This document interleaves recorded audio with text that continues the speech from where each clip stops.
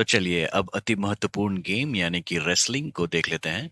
दोस्तों रेसलिंग की बात करें तो ये गेम एशियंट ग्रीक्स के द्वारा डेवलप किया गया था, जब उनको अपने सोल्जर्स को ट्रेन करना था हैंड टू हैंड कॉम्बैट के लिए, मतलब हाथों हाथ लड़ाई करनी पड़ी बिना किसी हथियार से, और मिलिट्री एक्सरसाइजेस के लिए। और यहाँ पे आप कुछ इमेजेस देख सकते हैं, ये ऐसे इमेजेस पाए गए हैं जो कि इन बातों का सबूत है, ये पुराने चित्र हैं।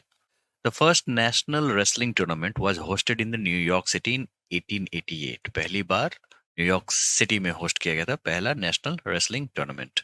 और अगर रेसलिंग के टाइप्स की बात करें तो free style, Greco Roman, Sumo wrestling originated in Japan.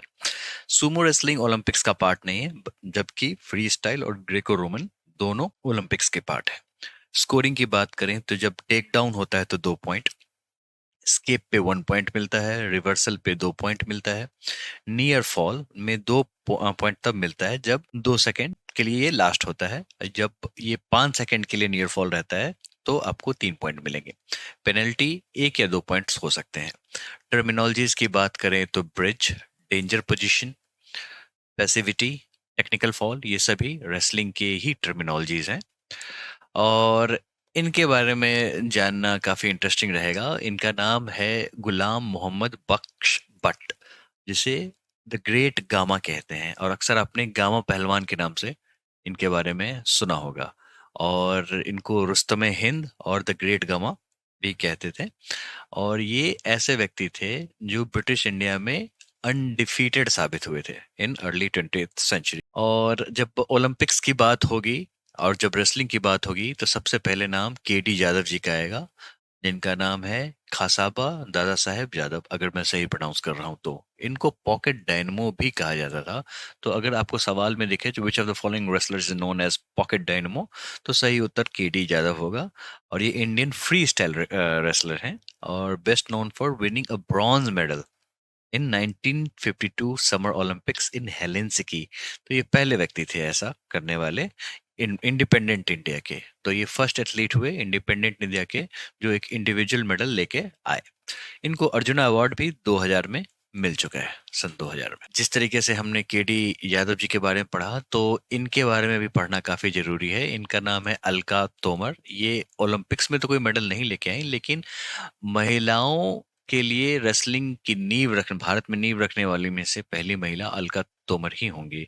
ये पहली महिला थी जिन्होंने वर्ल्ड चैंपियनशिप मेडल जीता था, and it was the first world championship medal by an Indian wrestler either male और फीमेल इन 39 ईयर्स। तो काफी काबिल तारीफ इनका स्ट्रगल रहा। फिर आती हैं साक्षी मलिक जी, और ये पहली महिला हैं जिन्होंने ब्रॉन्ज मेडल ओलंपिक्स में जीता था 58 केजी की कैटेगरी में। पद्मश्री अवार्ड इनको 2017 में मिला था। मेजर ध्यानचंद खेल रत्न अवार्ड 2016 में इनको मिला था। फिर आती हैं विनेश फोगाट जी, और ये Indian women wrestler to win gold in both Commonwealth game और एशियन गेम्स में इनको गोल्ड हाथ लगा था। और इनको भी मेजर ध्यानचंद खेल रत्न अवार्ड 2020 में मिला था और अर्जुना अवार्ड 2016 में मिला था। और ये फर्स्ट इंडियन एथलीट हैं जो लॉरिस वर्ल्ड स्पोर्ट्स अवार्ड्स के लिए नॉमिनेटेड हुई थी।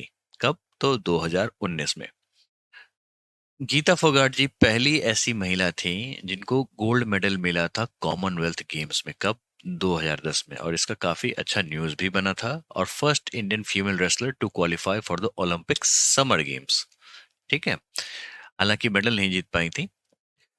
बबीता कुमारी फोगाट, ये इन्होंने गोल्ड मेडल जीता था कॉमनवेल्थ गेम्स में। तभी ये दोनों बहनों की जोड़ी का न्यूज काफी सुर्खियों में आया था, और इन्हीं पे दंगल मूवी बनी है।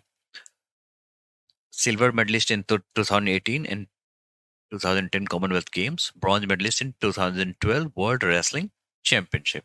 इन्होंने बीजेपी ज्वाइन कर लिया था। अब बात करते हैं योगेश्वर दत्त जी के बारे में। ये भी फ्री स्टाइल रेसलर हैं और इनको ब्रॉन्ज मेडल मिला था 2012 समर ओलंपिक्स में।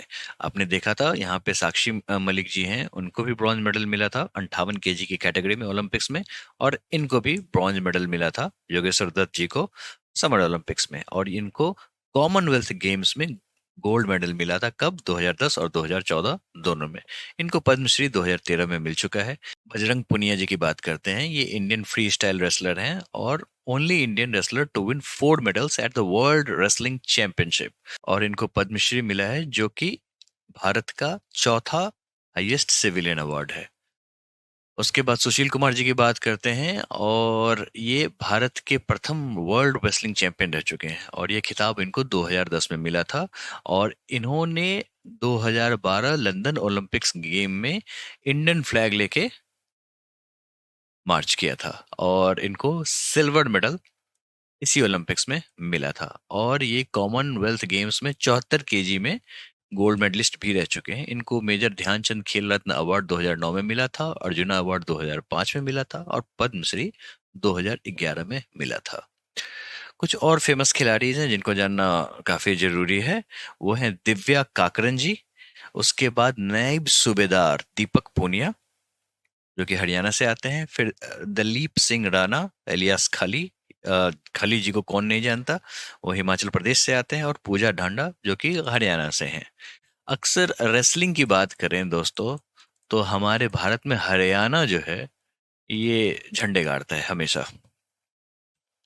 अब कुछ रेसलिंग से आए हुए प्रीवियस ईयर क्वेश्चंस देख लेते हैं दोस्तों। Which state government will provide financial support to the Indian wrestling till 2032 Olympics? इसकी घोषणा उत्तर प्रदेश सरकार ने की थी। ये मैंने अलग से इसलिए नहीं कवर किया था क्योंकि ये न्यूज़ है, तो मैंने सोचा आपको क्वेश्चन के माध्यम से ही करवा दूं। Who among the following became the first ever Indian female wrestler to win an Olympic medal? और ऐसा करने वाली साक्षी मलिक पहली महिला बनी थी। और उसके बाद दिव्या काकरन, जो अभी हमने देखा अदर नोटेबल प्लेयर्स की लिस्ट में, is associated with which are the following sports? The right answer is wrestling. तो इस तरीके के सवाल रेसलिंग से पूछे जाते हैं। तो अब हम नेक्स्ट स्पोर्ट्स पे मूव करते हैं।